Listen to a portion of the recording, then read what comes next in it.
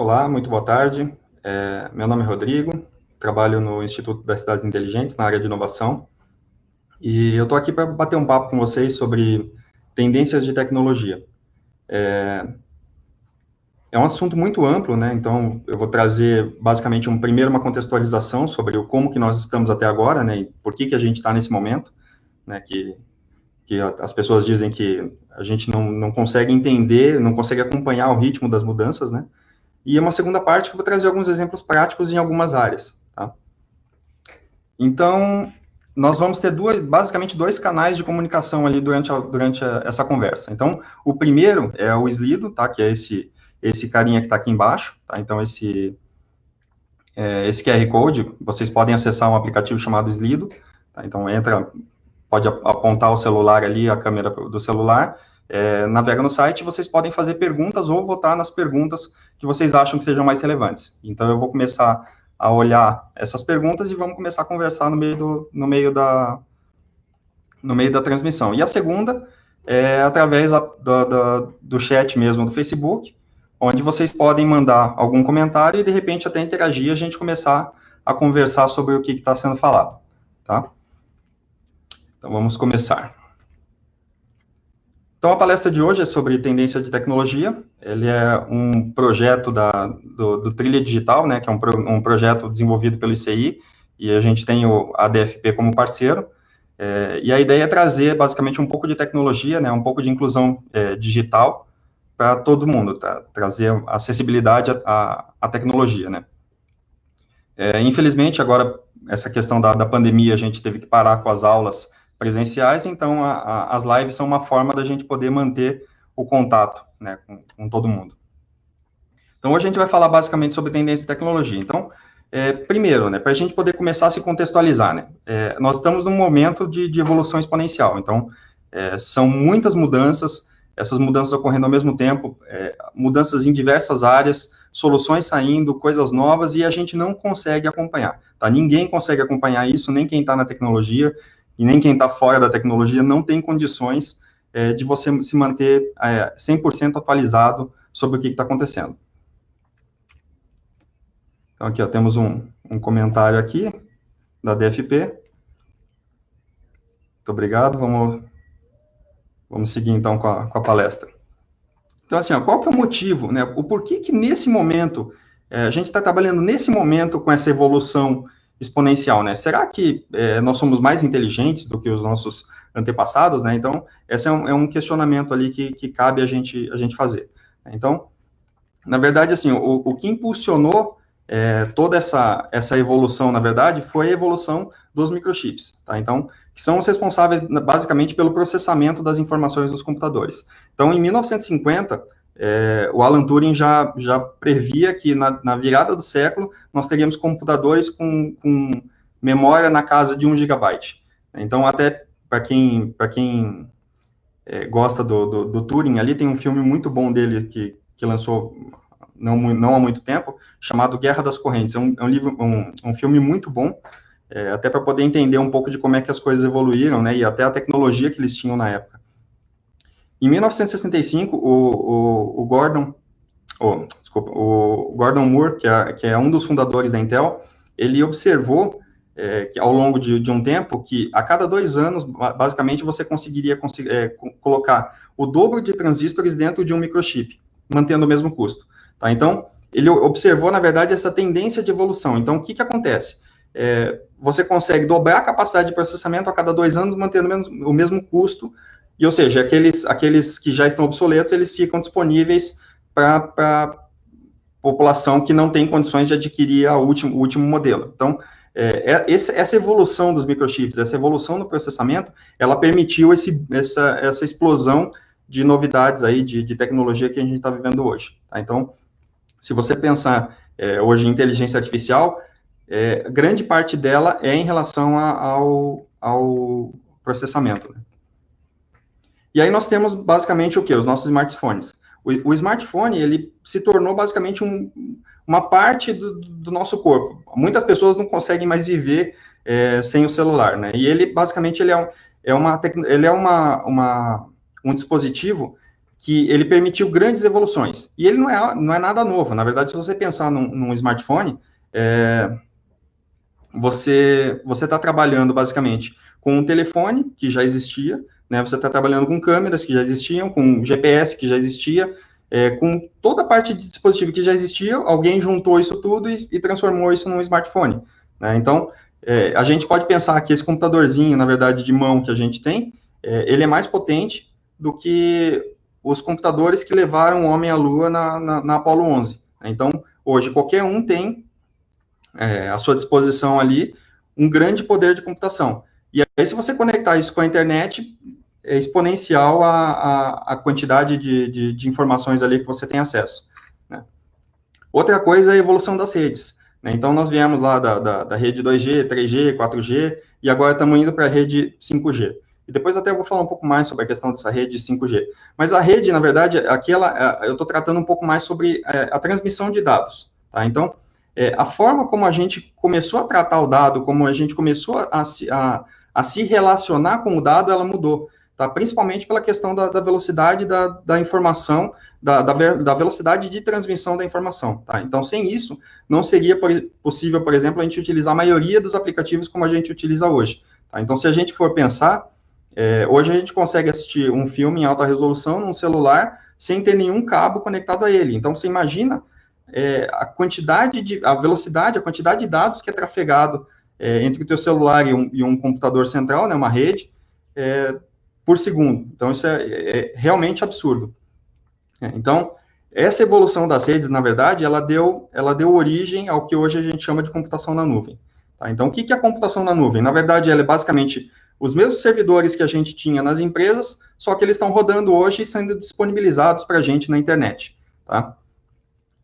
Então, hoje, se você pegar, por exemplo, um Google, ou um Facebook, ou até uma Amazon, eles disponibilizam infraestruturas completas de servidores, com software, com segurança, tudo isso diretamente na nuvem. Então, as empresas, antigamente, elas tinham que ter lá o teu servidorzinho, cada uma ter o seu servidorzinho com os sistemas instalados e somente a rede da empresa acessava essa informação. Hoje em dia, não. Hoje em dia, somente as empresas que têm os servidores em casa, vamos dizer assim, são basicamente as grandes empresas, os data centers, por exemplo, que nem nós temos aqui, aqui no ICI, né?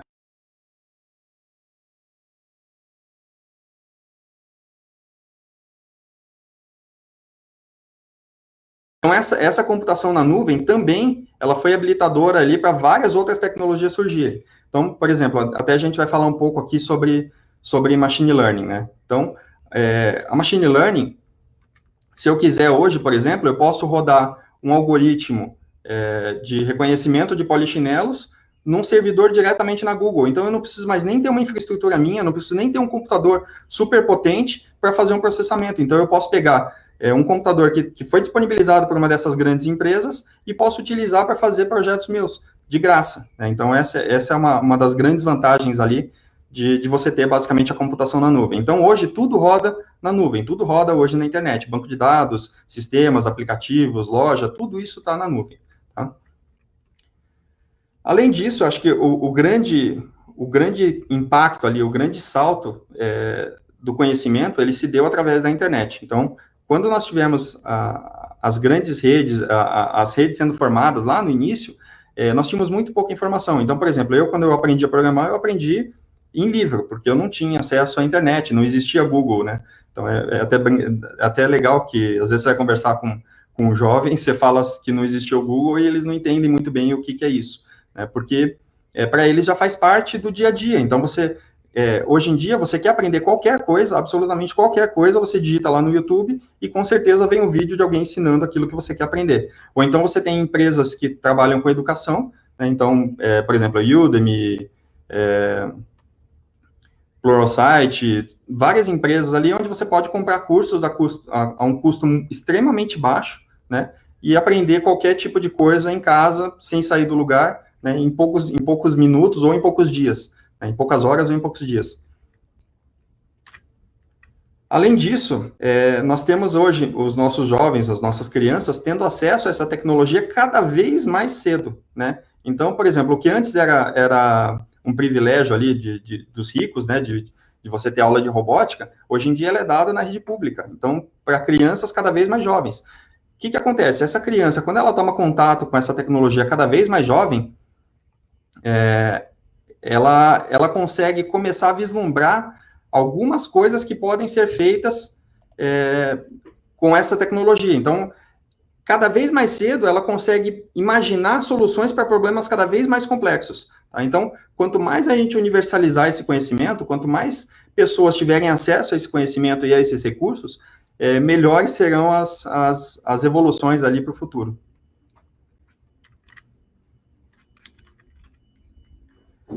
E o último elemento que eu considero, assim, como chave para essa explosão tecnológica é a popularização da tecnologia. Então, por exemplo, hoje em dia, todo mundo tem um celular. Eu lembro quando eu comprei meu primeiro smartphone, né, quando ele foi lançado, era extremamente caro, muito difícil, você não tinha aplicativos, você não tinha qualidade de sinal, eram muitas as dificuldades, né? Então, quanto mais gente vai usando uma tecnologia, mais essa tecnologia vai se barateando, tá? Então, é a mesma coisa o 5G agora que está para entrar. Então, quando eles lançarem a infraestrutura de 5G, você não vai ter celular que rode 5G, você não vai ter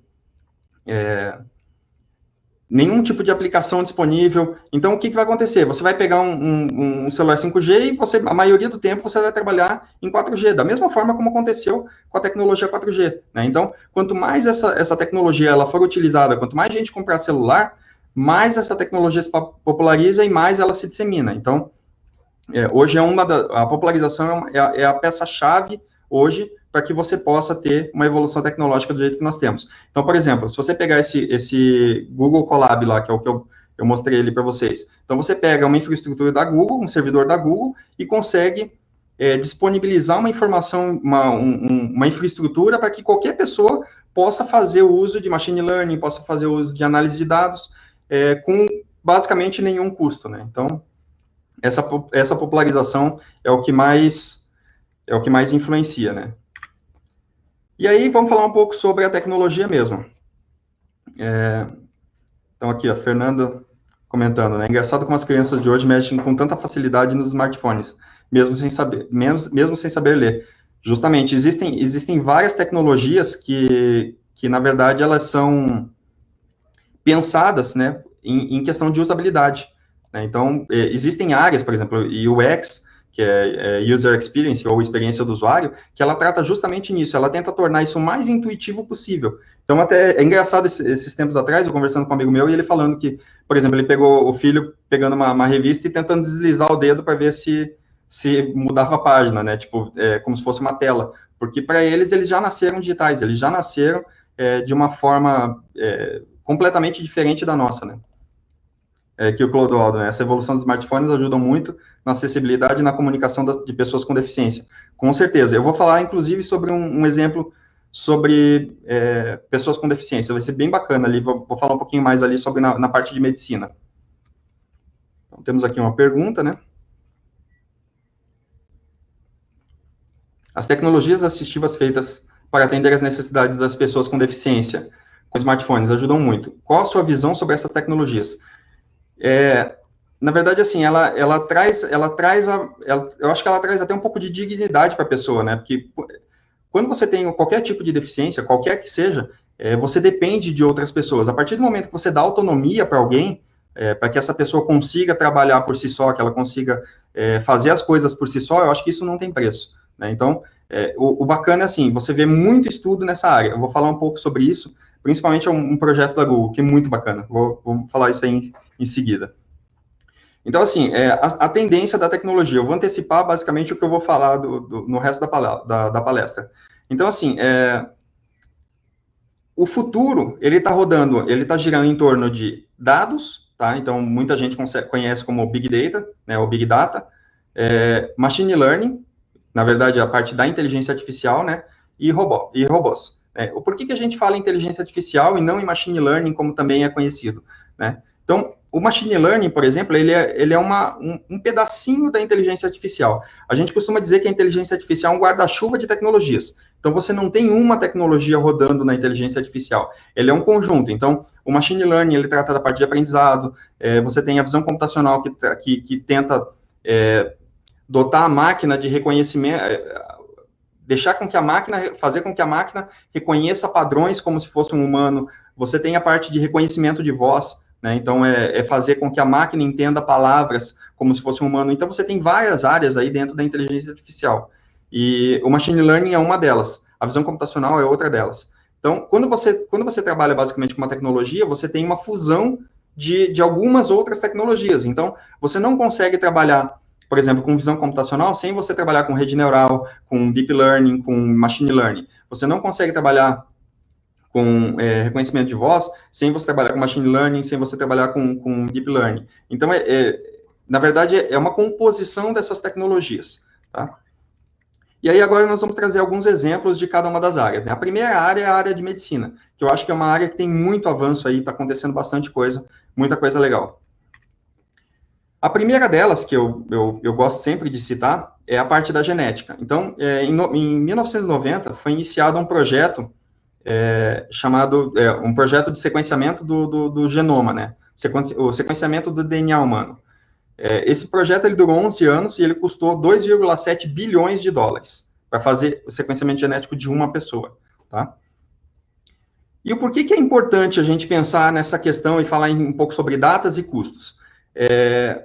Pouco tempo depois, alguns anos depois, essa mesma tecnologia que custou 2,7 bilhões de dólares, ela já estava disponível para, obviamente, quem tivesse condições de pagar, né? Desembolsar 500 mil dólares e fazer o seu próprio sequenciamento genético, né? Aí você fala, pô, mas ainda é muito caro, é muito distante da nossa realidade. Isso faz aproximadamente 10, 15 anos, né, que estava esse valor.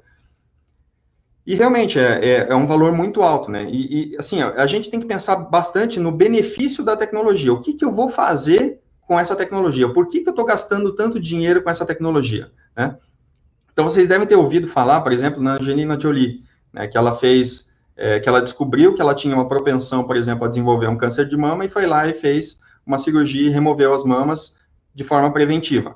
Então, aqui não cabe julgar se ela está certa, se ela está errada, não é essa a questão, tá? Então, assim, a gente tem que começar a entender, assim, o porquê que ela tomou essa decisão, né, com base em quê?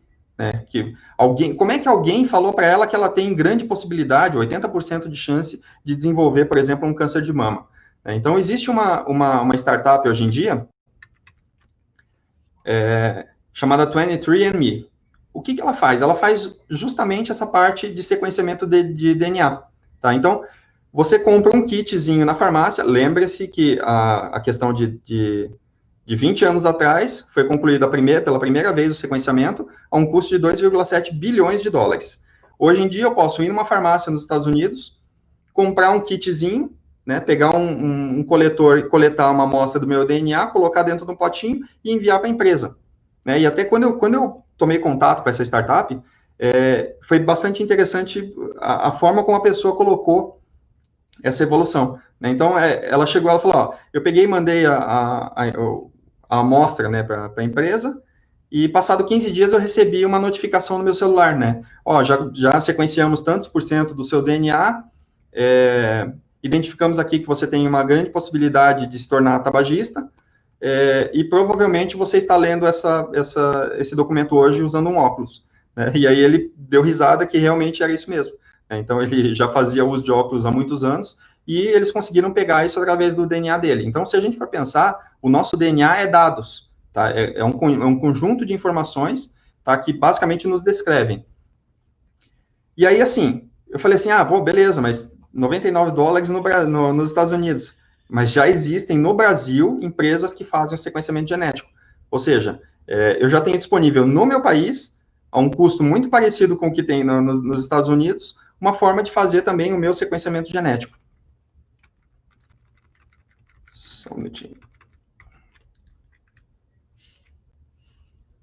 Um dos grandes problemas que a gente encontra hoje na evolução, por exemplo, dessa parte da tecnologia com o humano e como que ela vai substituir, a máquina vai substituir, é a questão do cérebro, tá? Por que eu não vejo isso num futuro tão próximo acontecer, a máquina substituir o humano? Porque nós ainda não entendemos como o cérebro funciona, tá? Então, a gente consegue, hoje as máquinas, elas são programadas ou semi-programadas, Tá? Elas executam tarefas, é óbvio que elas conseguem aprender, mas com base em informações que a gente alimenta elas. Tá? Então, as tentativas, basicamente, de você fazer com que a máquina se autoalimentasse foram completamente desastrosas. Tá? Então, existe, por exemplo, hoje um projeto para que você possa pegar informações do cérebro humano e jogar para a máquina, ou pegar informações da máquina e jogar, fazer um upload para dentro do cérebro humano. Seria basicamente aquilo que a gente via no Matrix, né? Então, ó, computador, me mande o treinamento de pilotagem de helicóptero. E aí o cara aperta um botão, o computador manda isso para o cérebro da pessoa e a pessoa saberia pilotar um helicóptero. Então, esse é o momento, na verdade, esse momento onde a gente começar a entender realmente o funcionamento do cérebro, aí é que as coisas vão começar a ficar um pouco mais perigosas, né? Existe até um termo que a gente utiliza na informática, quando a gente fala de machine learning ali e tal, que é a transcendência, né?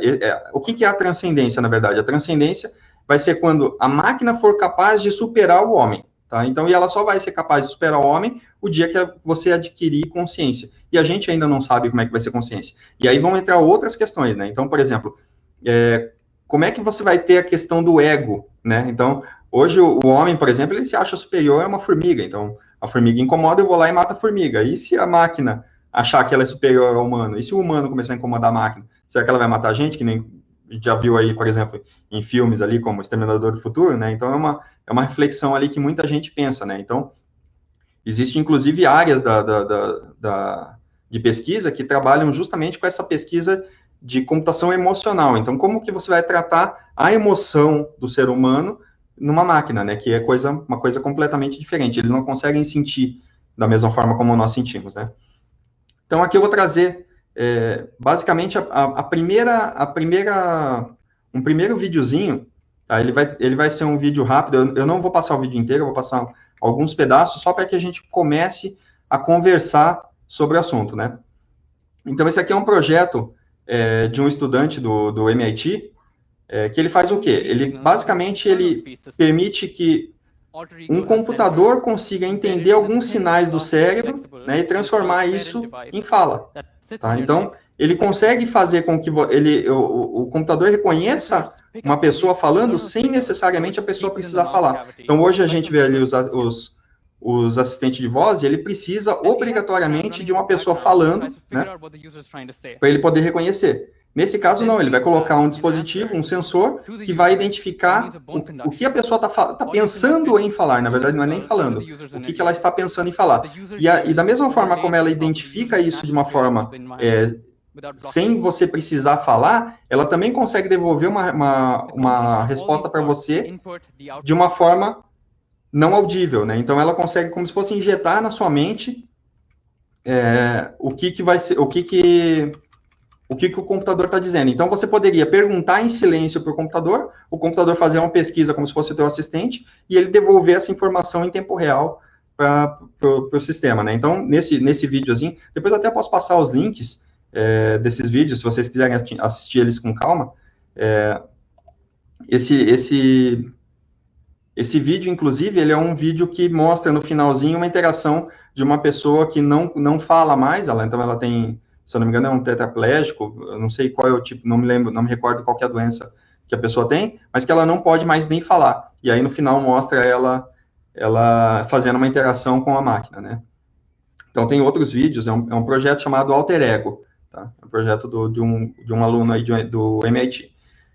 Então, você vê que, assim, já começa a ter algum movimento de entender a comunicação do cérebro, mas você ainda não consegue saber como que as informações são armazenadas, tá? Então, hoje é o principal problema aí que nós temos.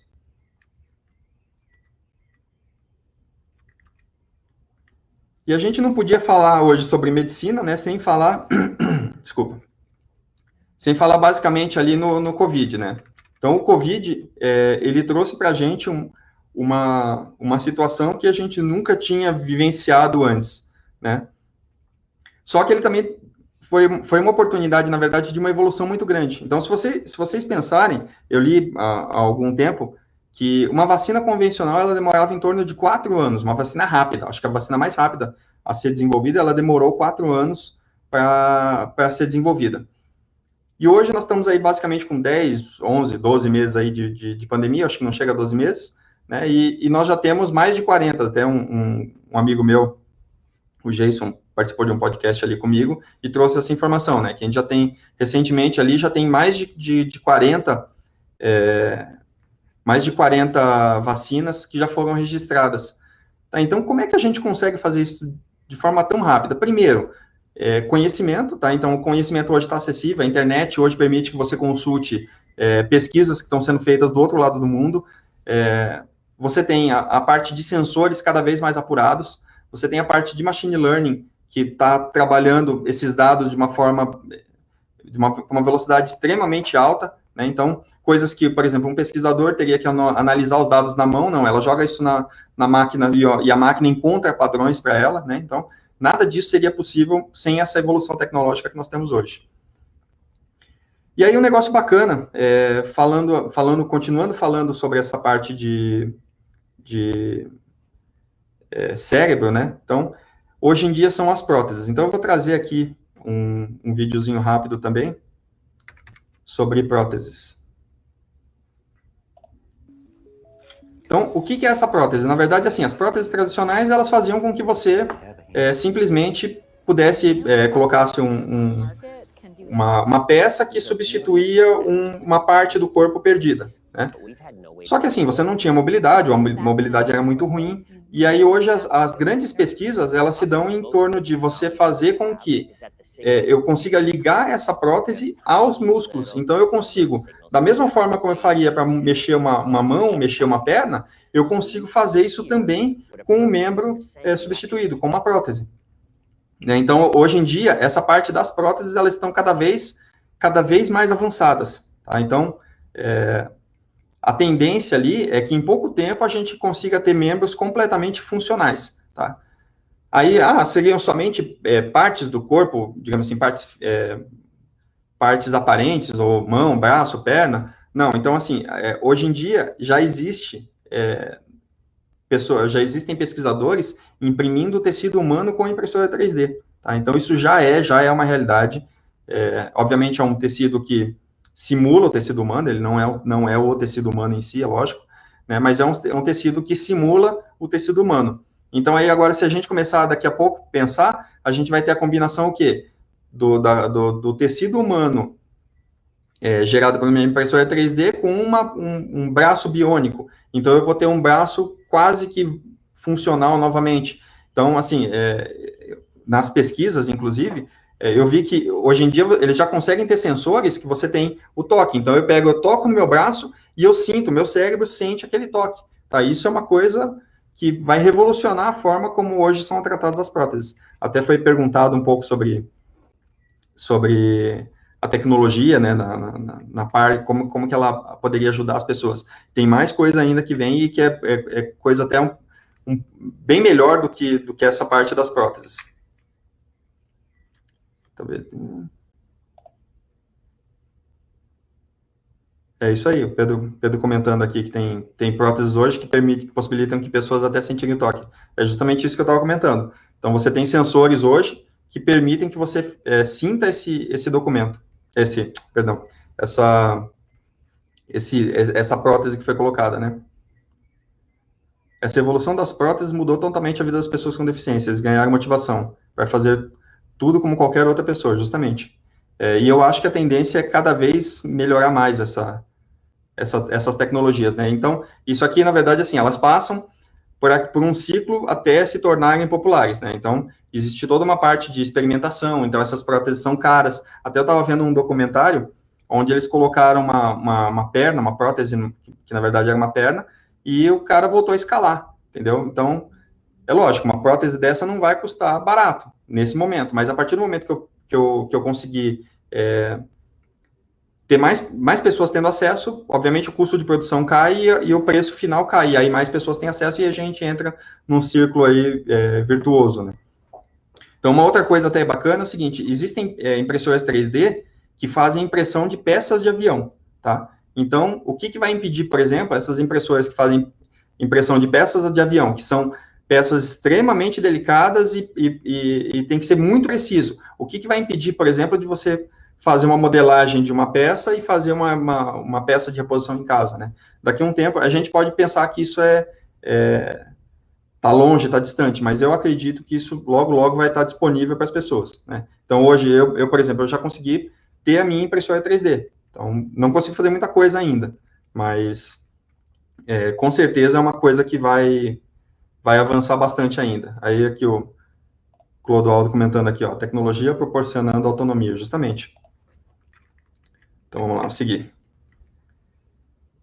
Lembra que eu falei para vocês sobre algumas tecnologias, né? Então, a visão computacional hoje, ela é uma tecnologia que ela é complementar, ela é uma tecnologia que é uma parte da inteligência artificial.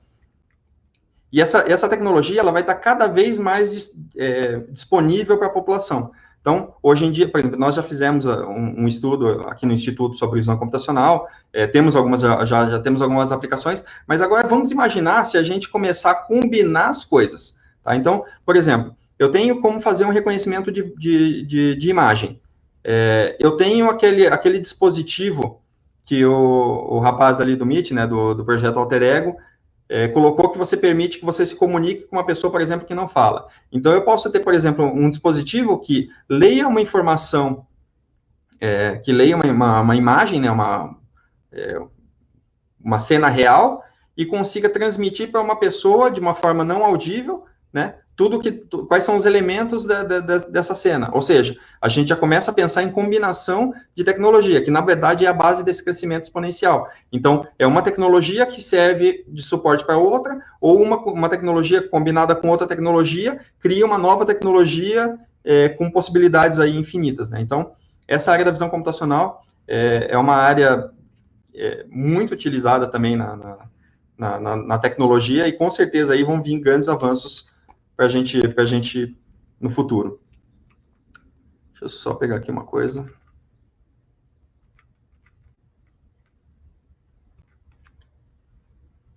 Tem um projeto também, voltando a falar um pouco do cérebro humano, né, que é o BabyX.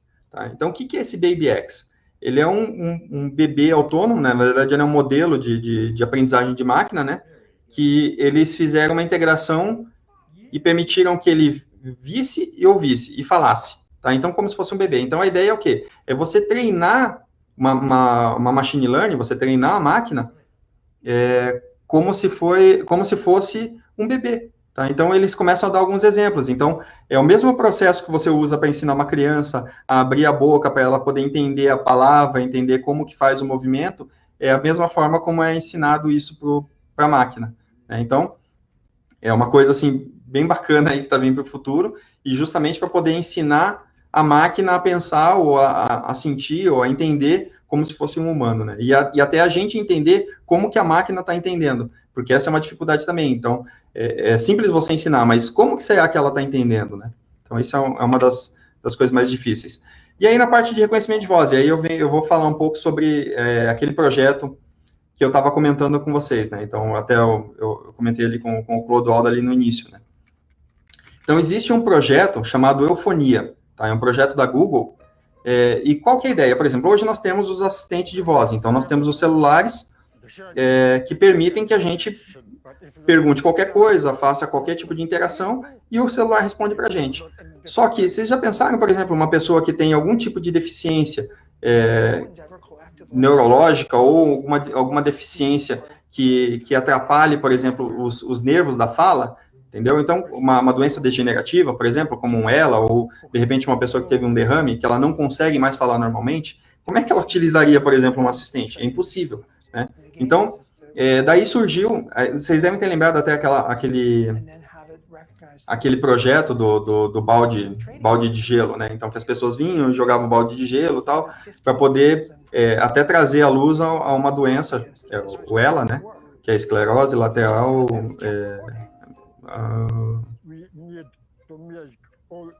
Vai fugir o nome, a última parte, né? Acho que é miotrófica, se não me engano. Então, eles trouxeram à luz essa doença, né? Que é uma doença praticamente desconhecida, porque pouca gente tem essa doença, obviamente, se comparar com a quantidade de doenças que existem e quantidade de pessoas que existem, né?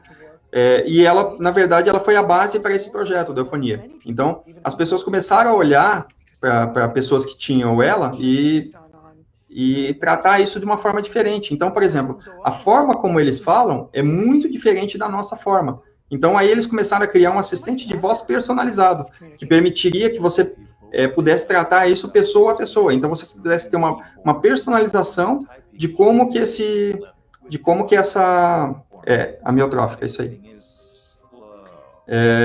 Então, assim, ela permitiria que uma pessoa falasse, ela entendesse, na verdade, a máquina entendesse a linguagem da pessoa. Então, você conseguiria criar um assistente personalizado. Tá? Então, até tem um documentário que eu estava assistindo, que é The Age of AI, se eu não me engano, a Era da Inteligência Artificial.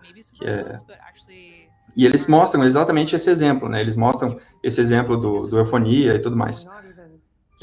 Esse projeto, em combinação com o DeepMind, que é um outro projeto da Google, ele é um projeto que tem a possibilidade aí de revolucionar a forma como as pessoas com doenças degenerativas se comunicam. Então, por quê? Porque ele vai pegar, por exemplo, como que a pessoa falava, e aí, assim, quando eu falar alguma coisa, eu mandar falar alguma coisa, ele não vai falar com a voz do assistente, ele vai falar como se fosse a minha voz, né? Então, é isso que vai ser bacana. Então, entra aquela questão de inclusão e autonomia, e você dá a possibilidade da pessoa falar como ela falava antes da doença, né? Antes do problema.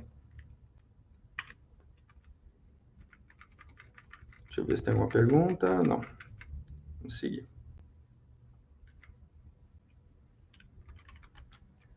Uma outra área que tem muito avanço é a área da agricultura. Né? Então, a gente como é que funcionava, por exemplo, a parte da análise antigamente? Eu tinha lá o meu terreno, né, minha propriedade, eu pegava amostras de solo de várias áreas, vários pedaços dessa minha área, mandava para análise, pegava o resultado, um engenheiro analisava isso e fazia um plano para mim, para poder ou aplicar defensivo, ou eu aplicar fertilizantes e adubos e assim por diante, para poder fazer, ou até mesmo uma correção de solo, né?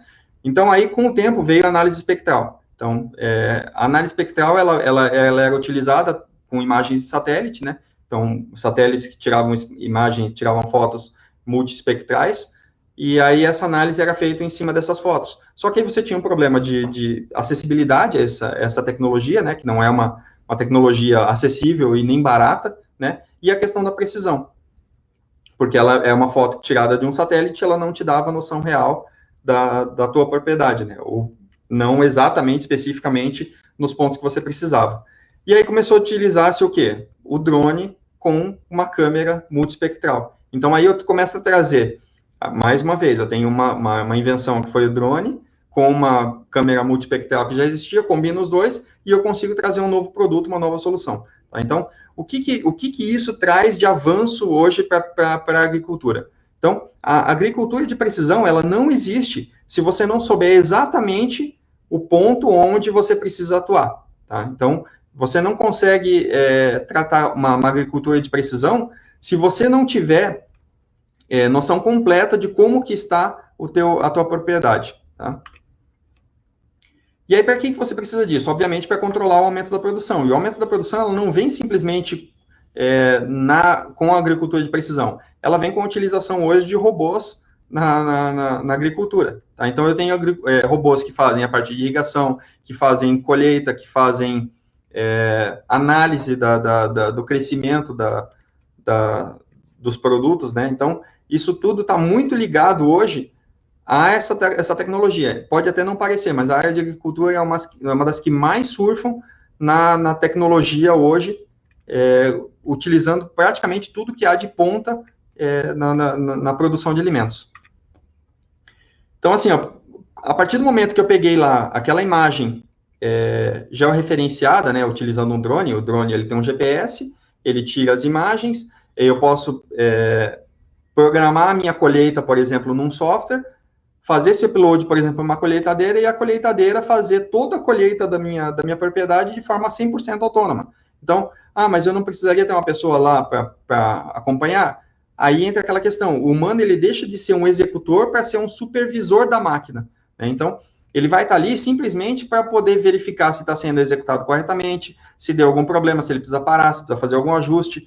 Ou seja, você não precisa mais dar aquela atenção total para aquela atividade. Quem vai fazer isso é a máquina. O que você precisa fazer é verificar se a máquina está fazendo bem feito. Tá? Então, a máquina fazendo a função de uma máquina. Ela consegue pegar tudo que é um trabalho repetitivo e ela fazer sozinha.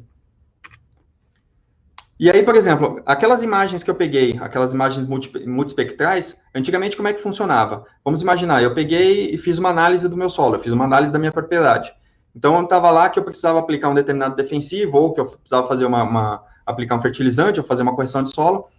E aí, o que eu tinha que fazer? Por exemplo, no caso dos defensivos, vocês já devem ter visto muito em filme, que passava lá um avião e soltava aqueles defensivos em cima da área. E o cara não podia errar, né? Porque se ele errasse, um abraço, ele perdia todo o produto, né? Então, o que acontece agora? Com a agricultura de precisão, eu não preciso mais fazer esse tipo de aplicação. Primeiro porque é caro, porque eu vou desperdiçar produto, tá? Eu vou jogar produto onde não tem, e eu posso jogar uma dose excessiva de um defensivo onde não precisaria, né? Então, com a agricultura de precisão, eu consigo determinar em cada ponto da minha propriedade o que ela precisa. E aí, por exemplo, eu posso utilizar drones, que da mesma forma como eles tiram foto, eu posso acoplar um dispositivo onde ele faz a aplicação, por exemplo, de um defensivo ou de um fertilizante. Isso aqui tudo é coisa que já existe, tá, gente? Não é coisa futurista, é uma coisa que já existe e já é praticado.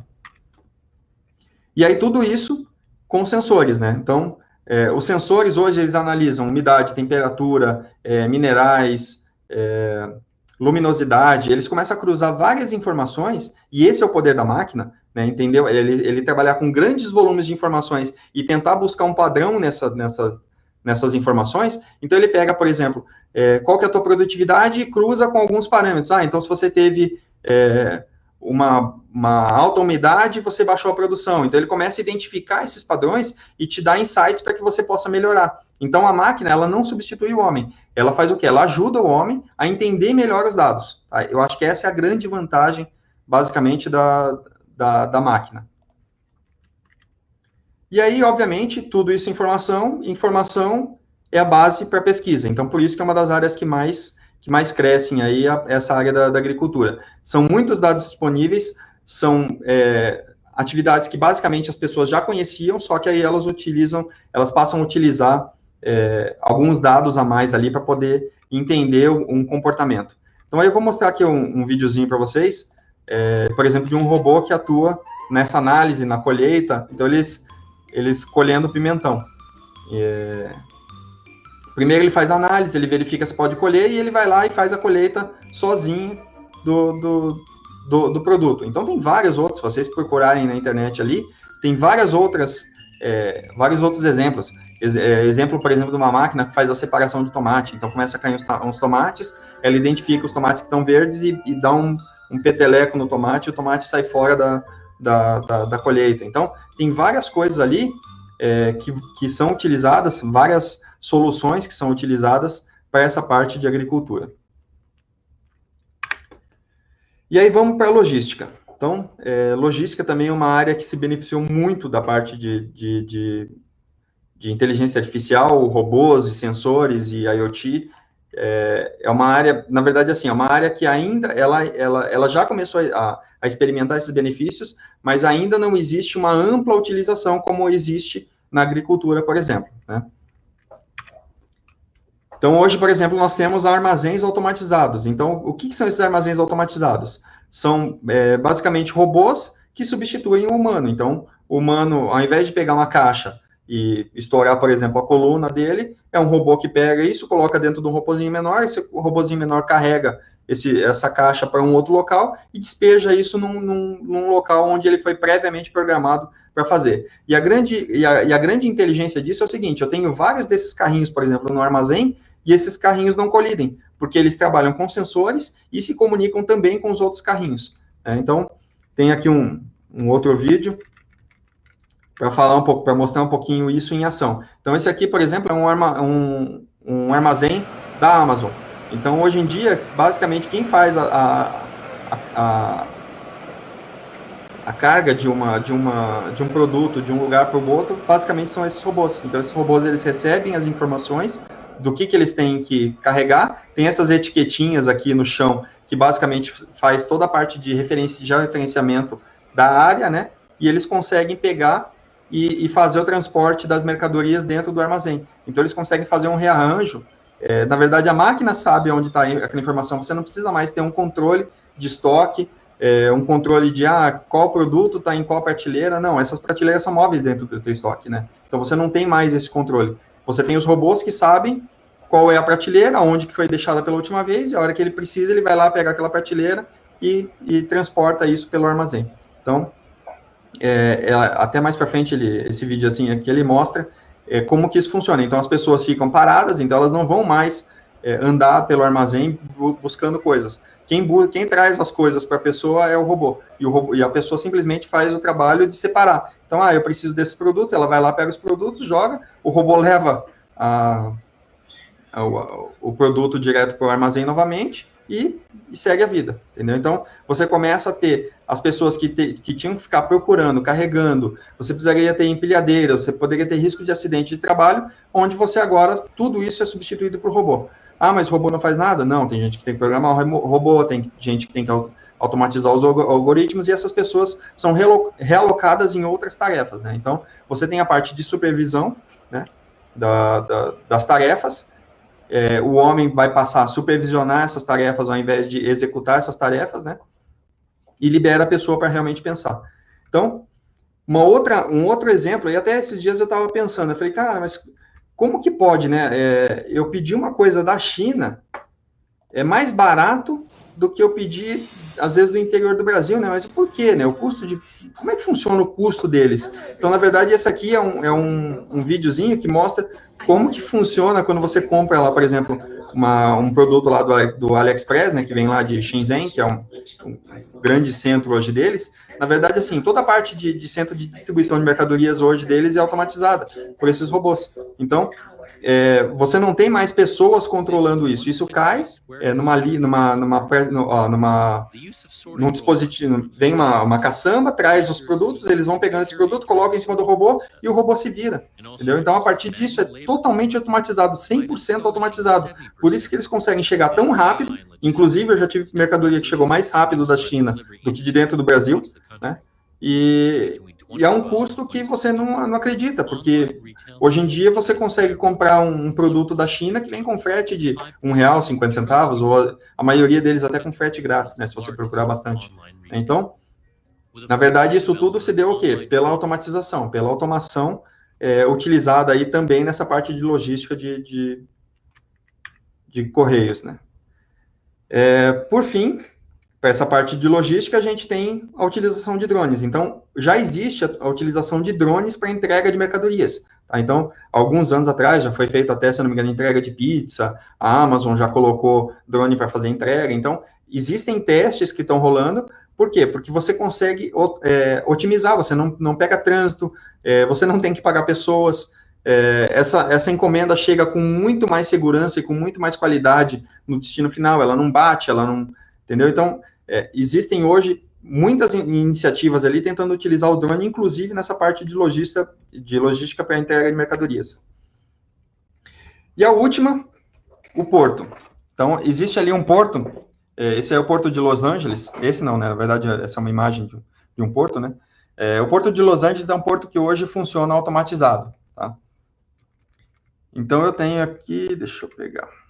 Tá aqui. Então, eu tenho aqui, por exemplo, esse porto, da mesma forma como um armazém. Então, se a gente pegar e ampliar o universo de um armazém, ele é basicamente um porto, é um armazém gigante, né? Ao invés de você ter caixas, você tem containers. Ao invés de você ter prateleiras, você tem os containers empilhados. E assim, esse é um porto que é 100% automatizado. Então, as pessoas, hoje existem cerca de 100 pessoas que cuidam do porto de Los Angeles. Então, é um pouco mais, 130, se não me engano. Por que isso se tornou possível? Através de utilização de reconhecimento de imagem, IoT, muito sensor, muita informação, visão computacional. Então, tem muita tecnologia que foi utilizada para poder fazer essa automação.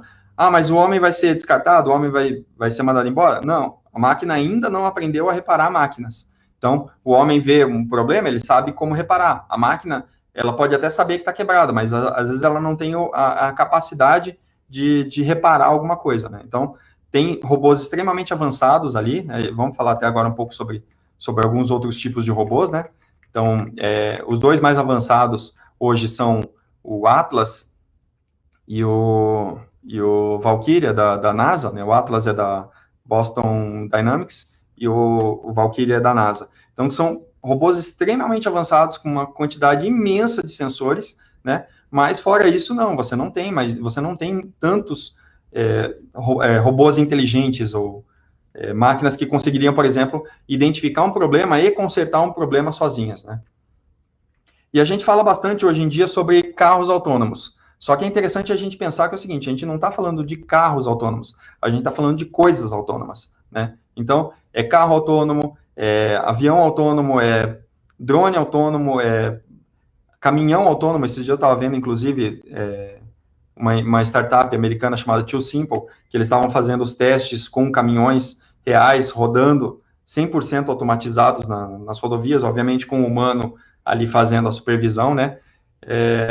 Mas, assim, tudo está partindo para ser coisa automatizada, tá? Então, uma das coisas principais que vai habilitar essas coisas automatizadas é a parte de redes. Então, quando a gente falou lá no 5G, por exemplo, sem a parte de rede funcionando muito bem, você não teria como fazer com que o computador se comunicasse para poder saber se existe algum risco, ou o melhor caminho, ou um impedimento. Então, quanto melhor a qualidade de sinal que você tiver, mais essas coisas autônomas vão estar habilitadas para poder trabalhar e executar suas tarefas, né? Falando aqui agora sobre um pouco dessas coisas autônomas aqui, vamos falar. Esse aqui é um projeto, essa Festo aqui, ela tem vários robôs, né? Então, ela tem esse aqui que seriam borboletas que eles criaram, e elas voam de uma forma automática, né? Então, elas não colidem, elas conseguem entender que tem outras borboletas, cada uma com a sua rota, e elas conseguem reprogramar essa rota à medida que as coisas à medida que o voo está acontecendo. Então, ela consegue pegar não só as informações do voo dela, mas a informação de outras borboletas para poder saber qual é o caminho que ela tem que fazer para ela não colidir com uma outra borboleta, né? Então, eles têm outros tipos, eles têm canguru autônomo que eles estão criando, eles criaram água-viva autônoma. Cara, é fantástico. Se vocês puderem, deem uma olhada nesses projetos aí da Festo, que eles criaram coisas incríveis. Eles estão trabalhando muito com essa parte de animais, né? Então, tem até morcego, eles simularam morcego, simularam libélula. Então, tem vários animais, vários insetos ali, que eles conseguiram reproduzir o movimento, pássaros, que eles conseguiram reproduzir o movimento de forma biônica, né? Então, para vocês entenderem mais ou menos em que ponto que a gente está hoje da tecnologia, né? Então, isso aqui, por exemplo, é um vídeo, se eu não me engano, eu já vi esse vídeo faz uns 4, 5 anos, não é um vídeo novo, não. Tá? Então, é um vídeo realmente ali bastante antigo. Além disso, a gente tem aqui, por exemplo, nós temos aqui o Atlas, né? Então, esse aqui vocês já devem ter visto, aquele robô que faz parkour. Então, tem vários vídeos deles também. Então, esse aqui é um dos robôs mais avançados que existem. Tá? Então, a quantidade de sensores, o tipo de tarefa que ele executa, não é qualquer robô que consegue fazer. Aliás, a maioria dos humanos não consegue fazer essas coisas que ele faz. Tá? Então, se vocês olharem, tem outra dele subindo escada, tem outra dele subindo umas caixas. Então, assim, é um robô extremamente avançado. Vamos ver aqui, ó. A Noelisa, né? Você acredita que esse avanço tecnológico está acontecendo muito rápido? Com isso, trazendo riscos de se criar algo que afete de forma negativa o ser humano? Então, é aquilo que eu comentei.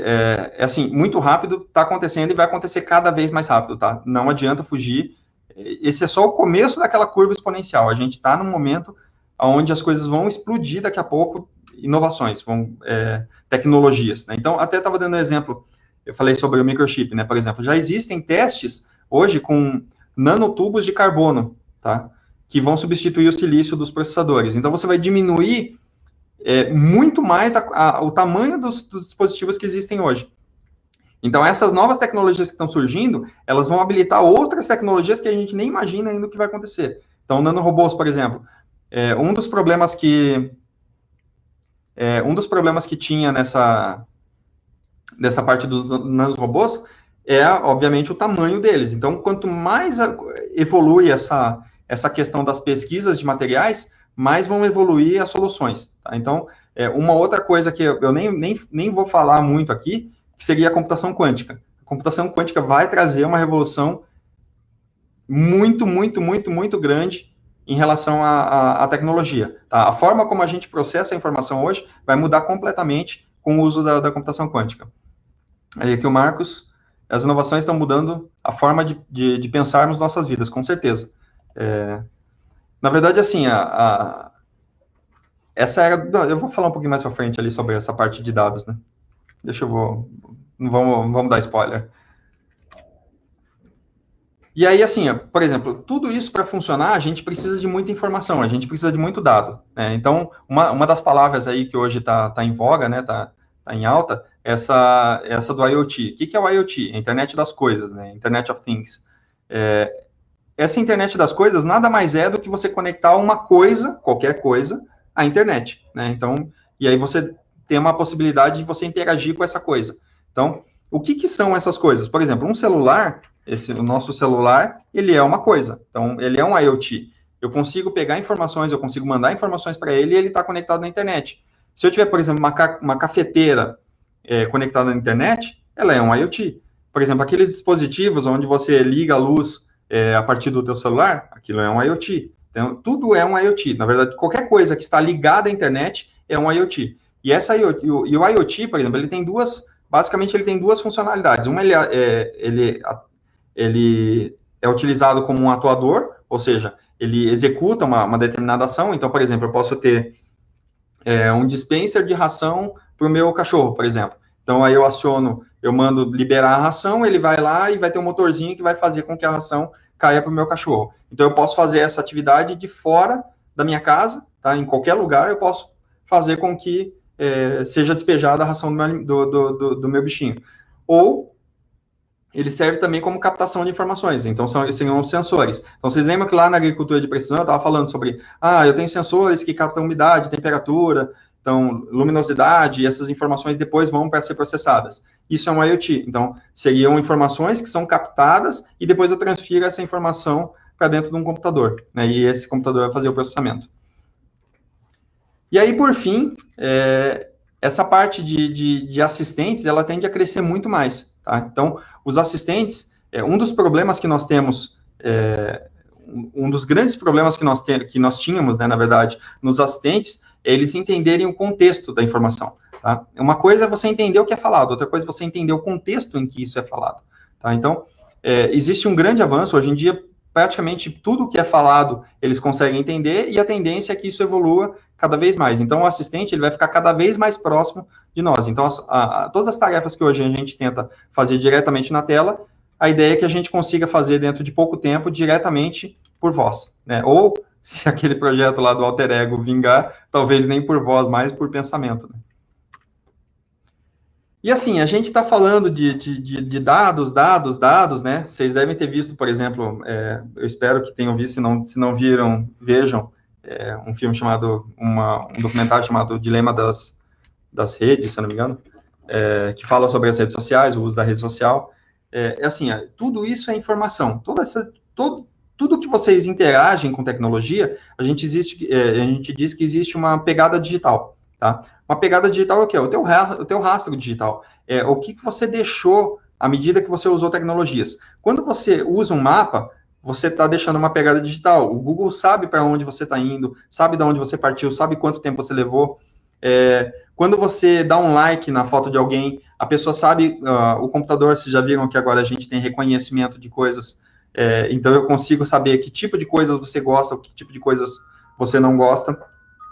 Então, essa pegada digital, esse rastro digital, ele traz um problema. A partir do momento que você pode ser rastreado por isso, isso te traz um problema, tá? Então, assim, existe uma iniciativa na China, onde eles fazem, onde você tem uma reputação social, tá? Então, esquema de Black Mirror, não sei se vocês já viram aquele episódio onde a pessoa, dependendo da nota dela, ela vai tendo acesso a alguns tipos de serviço. Isso já está acontecendo na China. Então, por exemplo, para você pegar um empréstimo ou para você ter acesso a um determinado tipo de veículo, ou para a pessoa vender para você, você tem que ter uma nota, você tem que ter uma reputação social que te permita ter acesso àquela funcionalidade, tá? Então, assim, ó, a gente tem que tomar muito cuidado com a informação. A gente pode falar assim, mas para mim não interessa se o Google vai saber o que eu faço. A tua reputação social, daqui a pouco você pode ter uma nota, e essa nota pode te dificultar em algumas situações. Tá? Inclusive lá, por exemplo, dependendo da nota da pessoa, eles nem vendem mais para a pessoa. Existe um projeto, inclusive, que eles fazem monitoramento se a pessoa atravessou fora da faixa, e aí tira uma foto e coloca isso no mural da vergonha, né? Que aí fica aparecendo a fotinha da pessoa que ela passou fora fora da faixa ou com o sinal vermelho. E aí, nisso tudo, a gente tem os dados. Aqui, ó. Clodoaldo aqui, os aplicativos de comida de transporte. Avaliamos em tempo real, justamente. A reputação. Por exemplo, eu sou um cara que eu olho, quando eu vou fazer um pedido de uma comida online, eu olho a reputação do restaurante. Eu olho, por exemplo, quando eu entro lá no Google, por exemplo, eu olho os comentários que as pessoas fizeram daquele restaurante. Entendeu? Então, a reputação hoje, ela está em tudo. A pegada digital, ela está em tudo. Então, a gente tem que tomar muito cuidado com a reputação, tá? Então, não é questão de você ser uma pessoa relevante ou não, que não vale a pena para o Google me investigar. Não, ela pode não estar investigando você diretamente. Mas, por exemplo, você está sendo impactado diretamente com publicidade, tá? Então, o teu perfil está determinando basicamente aquilo que você vê e aqueles produtos que são ofertados para você. Tá? A gente, sem perceber, acontece isso. Eu tenho certeza absoluta que tem alguém aqui que já passou por uma situação onde você está conversando sobre um assunto perto do teu celular e, de repente, você pega o teu celular e começam a aparecer propagandas daquele produto. Tá? Isso é o quê? Está sendo observado. Isso é fato, gente. Está sendo observado. Por isso que está sendo criadas essas leis de proteção de dados. Então, LGPD, se eu não me engano, a GPDR, se eu não me engano, da União Europeia, não me lembro.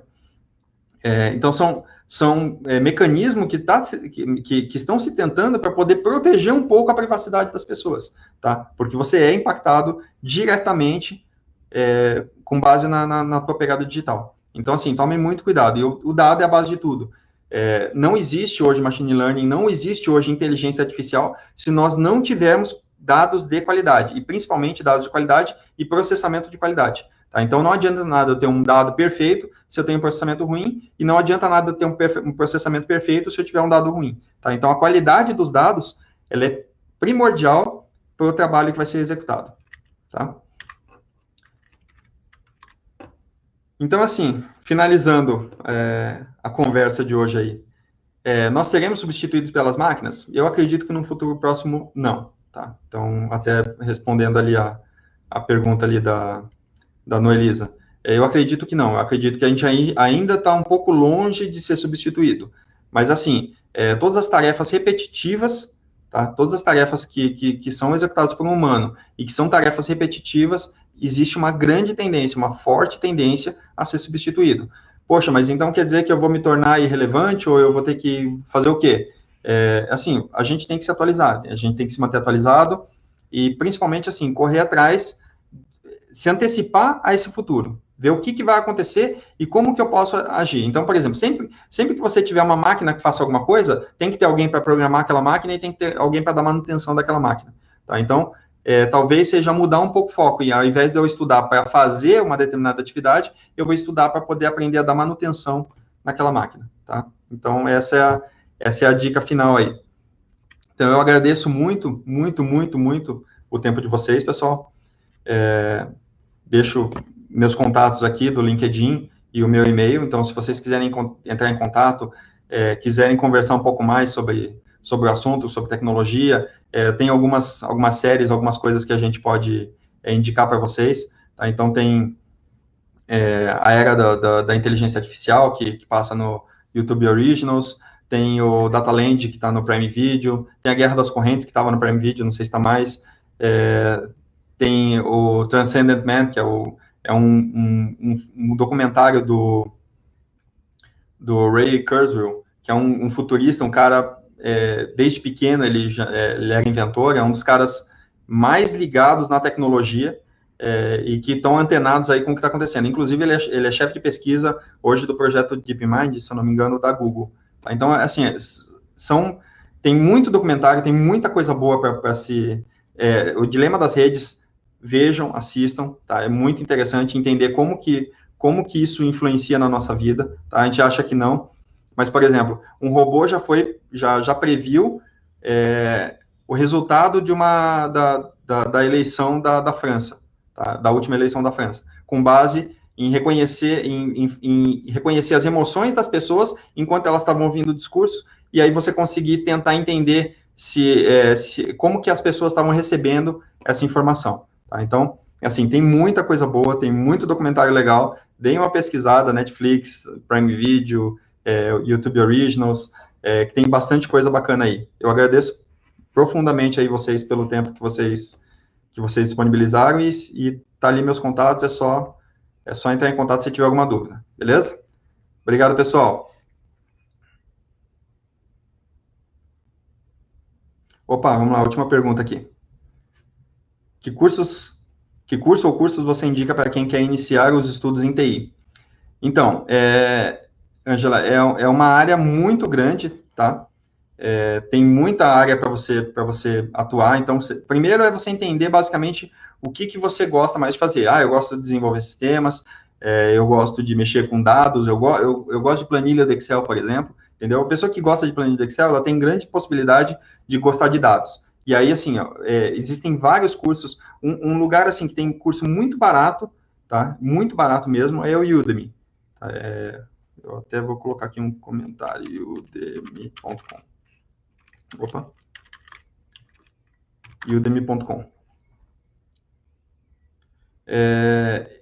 O Udemy, na verdade, assim, tem cursos de praticamente tudo que você imaginar dentro da TI. Então, assim, se você quiser, entre em contato depois, a gente tenta conversar, entender um pouquinho melhor, assim, o que você gosta, quais são suas habilidades, para poder te dar uma dica ali mais pontual. Mas, assim, existem muitas áreas, uma área que está crescendo demais, como eu falei aqui, a área de engenharia de dados, tá? Ciência de dados e engenharia de dados. Trabalhar com dados, machine learning, isso, assim, está muito grande a procura de profissionais desses no mercado, tá? Então, assim, tem muito curso disponível, Coursera, EDX, tem vários sites ali de curso que eu poderia te recomendar. Entre em contato depois, me manda uma mensagem no LinkedIn, ou me manda um e-mail e a gente conversa um pouquinho mais, tá? Então, assim, agradeço aí a todos vocês, agradeço vocês aí também, pessoal da DFP aí pela oportunidade, e se vocês precisarem de mais alguma coisa, por favor, entrem em contato, beleza? Obrigado, pessoal, até mais.